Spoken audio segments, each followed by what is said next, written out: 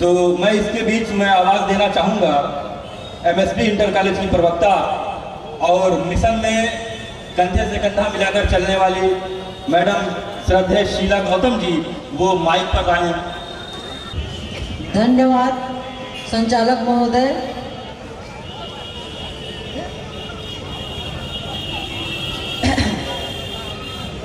समता ममता और शिक्षा की, समता ममता और शिक्षा की प्रतिमूर्ति धरा पर आई थी भारत की प्रथम शिक्षिका जो अपनी सावित्री माई थी, अपनी सावित्री माई थी।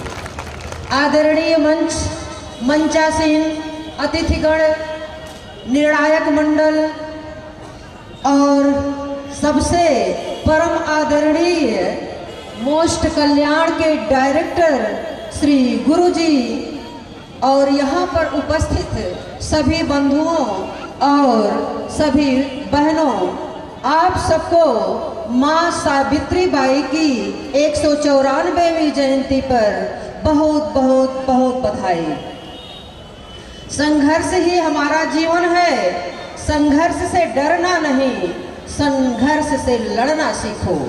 यह महावाक्य बाबा साहब भीमराव अंबेडकर के द्वारा कहा गया, जो कि हमारे सभी महापुरुषों के जीवन चरित्र पर अक्षरशः चरितार्थ होता है। माता सावित्री बाई फुले का जन्म महाराष्ट्र के नायगांव में 3 जनवरी 1831 में हुआ था, खंडोजी और लक्ष्मी की पुत्री संतान के रूप में। उस समय भारत में बहुत सी कुरीतियां विद्यमान थी।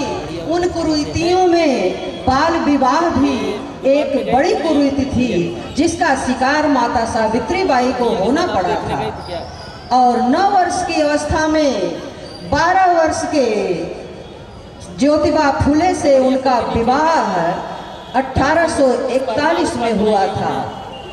मात्र 9 साल में अपनी ससुराल आकर पढ़ने लिखने की इच्छा रखने वाली, मात्र 3री जमात तक पढ़े उनके पति ने उनको पढ़ाना लिखाना सिखाया और कुछ ही दिनों में, मात्र 7 वर्षों में वह इतना शिक्षित हो गई, इतना पढ़ लिख ली कि दूसरों को भी पढ़ाने के योग्य बन गई।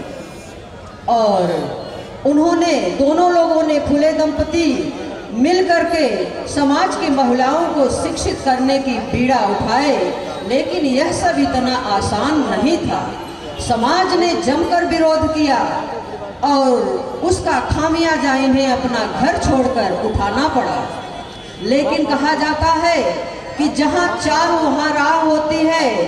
इन लोगों ने ठान लिया था, और कोई ठान ही ले तो उसको असंभव को भी संभव किया जा सकता था।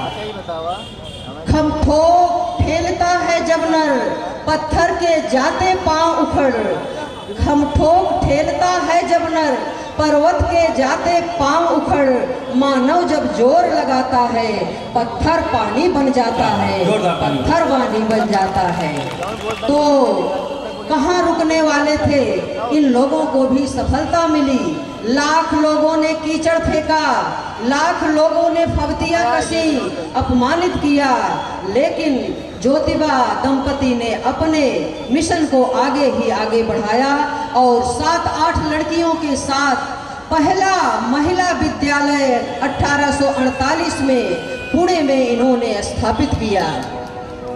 3 वर्षों के अंदर अंदर इन्होंने 3-4 विद्यालय खोल डाले और अपने जीवन में कुल 18 विद्यालय खोले। यही नहीं, केवल शिक्षा के क्षेत्र में ही नहीं, राजनीति के क्षेत्र में भी इन्होंने क्रांति लाने का कार्य किया।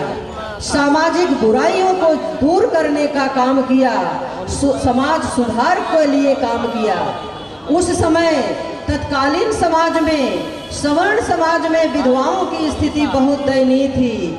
उनके लिए भी इन लोगों ने बहुत कार्य किया। बाल हत्या प्रतिबंध गृह का निर्माण करके इन्होंने सभी वर्ग की महिलाओं को एक तरह से जीवन दान दिया। बाल हत्या प्रतिबंध गृह में ही पले बढ़े।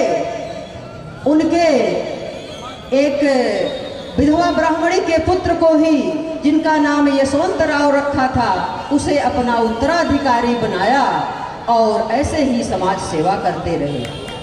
1890 में इनके पति ज्योतिराव फुले का देहांत हो गया और समाज की एक कुरीति को तोड़ते हुए इन्होंने उनके चिता को मुखाग्नि दिया और इस तरह से 1897 में महाराष्ट्र में फैली महामारी का शिकार होकर इन्होंने अपने जीवन का त्याग किया। आज हमारे बीच माँ सावित्री नहीं है, लेकिन उनका शैक्षिक मिशन, उनका सामाजिक मिशन हमारे साथ है। हमारे महापुरुषों का मिशन हमें आगे बढ़ाना होगा, हमें शिक्षित होकर संगठित रहना होगा और समाज के लिए कार्य करने वाले गुरुजी श्यामलाल जैसे लोगों का साथ देना होगा। इसके लिए मुझे कहना है कि जो शोषण के रंग महल को बढ़कर आग लगाए, जो शोषण के रंग महल को बढ़कर आग लगाए, पद दलितों को नमन करे, कुटिया को शीश झुकाए। जो लोहा ले सके अनय की बलशाली सत्ता से, भारत का सुन आर्तनाद जो सिंहासन ठुकराए। जो लोहा ले सके अनय की बलशाली सत्ता से, भारत का सुन आर्तनाद जो सिंहासन ठुकराए। जो राजपाट का मोह त्याग जो बन जाए सन्यासी, मैं संध्या के नहीं सुबह के सूरज की अभिलाषी, सुबह के सूरज की अभिलाषी। जय भीम।